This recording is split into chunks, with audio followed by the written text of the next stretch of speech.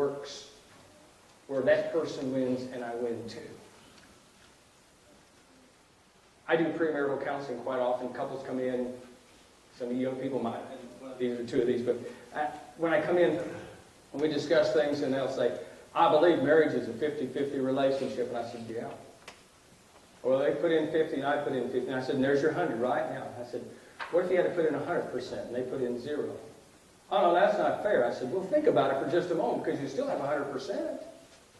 But it doesn't seem fair. I said, well, a lot of times in life, I did it this way. I said, you think you're putting in 100% when you're really not putting in 100%. And that's not what the other person sees over here. They see maybe about 30 really what you're putting in. They're looking a little shocked in the whole thing. I said, but think about putting in 100% in your marriage. But the other person's also trying to put in 100%. And actually, it never comes out to quite that much. But when you get through and you put the two together, you have closer to 200% rather than closer to 100%. Now, what would you rather have in your relationship? Oh. So my relationship isn't, I'll put in half and you put in half, but I'm going to put in everything I got. And hopefully, it's seen, at least to some degree, better than 50%. And when that other person puts in that other, whatever he puts in, then the sum total is greater than 100%. I gain because I'm a part of that relationship. That's a part of me. So I'm not shooting for 100%, but I'm shooting for 200 out there. And if I'm batting at 175 or wherever it is, it's a lot greater relationship. I'm more encouraged, more enthralled, and more enthused about that relationship and life and my relationship to God than ever before because of relationships. Works in dealing with kids, too. Works in the church, too. Paul described it, well, actually, Jesus portrayed it this way. John 13.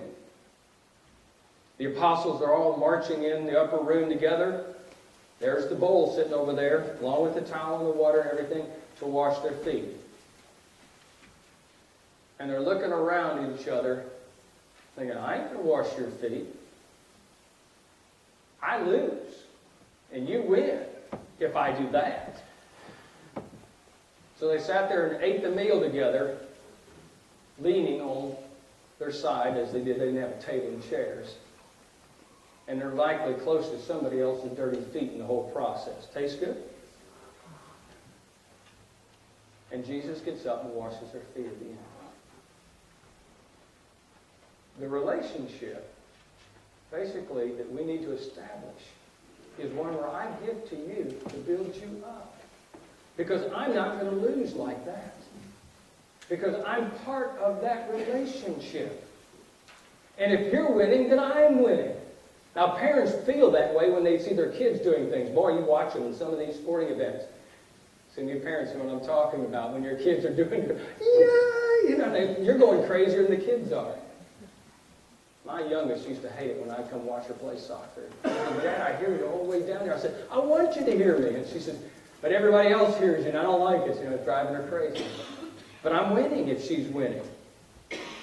And in any relationship that I really feel connected to, if they're winning, I'm winning. And that's what God's saying here when Jesus gets up and washes the feet. I win when I wash your feet, because you'll win. And when Peter objected about it, Jesus says, then you're not going to have any part with me. Because this is what it is about. Relationships in the church. And maybe Peter goes, oh, man, what did he say back in Matthew 7 in the Sermon on the Mount? Way back when? Do unto others as you would have them do unto you. For this is the law and the prophets. Probably a long time later, after that was all over, if he captured that. Your habits determine your destiny. Your habits will impact your kids' destiny and those in the church. Because we are built, designed, God-made relationship people. We need one another. It was so good to start the assembly out. I was reading a note from somebody that really had a hold of that, of how much he got helped by everybody at church and the pouring out of people, because He's got to struggle, but he's not going to carry it alone. And nobody says, oh, that's his thing. No, everybody's doing what they can for so many.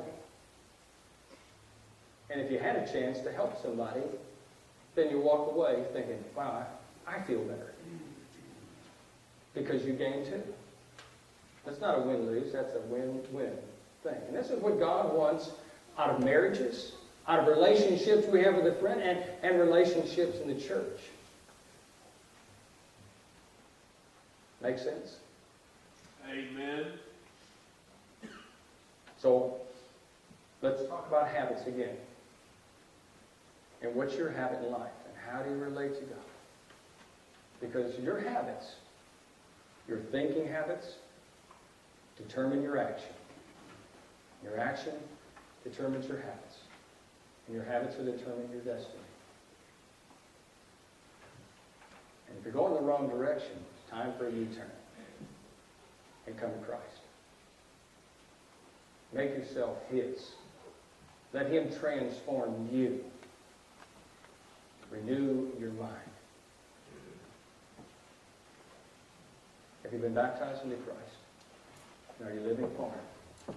Or are you just kind of meandering around? Do you need to come to Him this morning? Do you have something public that needs to get worked out? But the church knows that's not what you're going to be anymore. You just need prayers. We have space down front. And a willing heart. And a loving Savior here to help. Why don't you come while we stand and sing?